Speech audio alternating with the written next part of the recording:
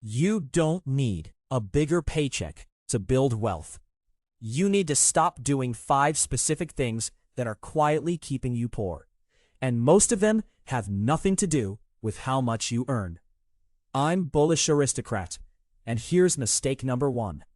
Waiting to start investing. Every year you delay is a year of compounding you never get back. Money invested at 25 has decades to compound. The exact same amount invested at 35 has far less runway to grow, even if the total dollars invested end up the same. The real mistake here isn't a lack of money. It's the belief that you need a lot of it before you're allowed to start. Starting small, consistently, beats waiting for the perfect amount every single time. Mistake number 2, carrying a balance on a credit card. As of mid-2026, the average credit card interest rate in the United States sits somewhere between 20 and 25%, depending on the card and your credit profile.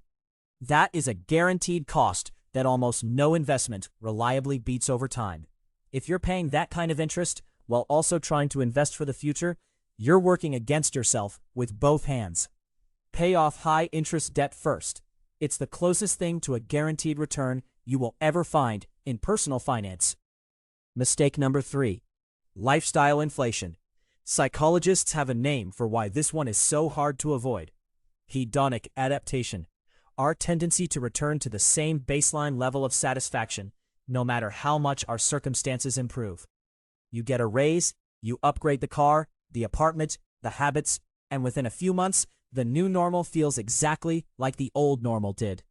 The most damaging part is that raises tend to disappear into fixed costs. Rent, car payments, subscriptions, the kind of spending that's hardest to walk back down later. The fix isn't refusing to ever improve your life.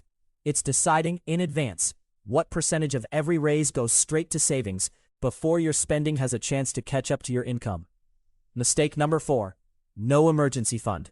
Without one, a single unexpected expense, a car repair, a medical bill, a job loss, turns straight into high-interest debt, and you're right back to mistake number 2.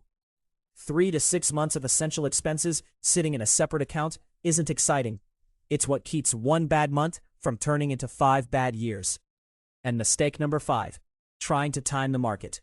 Waiting for the perfect entry point almost always costs more than it saves, because the real alternative to timing the market is time in the market, and that clock only starts running once money is actually invested, not once conditions look perfect. Here's the part that matters most. None of these 5 mistakes require a higher income to fix. They require deciding today which one you're going to stop making first. Tell me in the comments which one hit closest to home. This is a channel about actually building wealth, not just talking about it. So subscribe if you want the next mistake broken down the same way.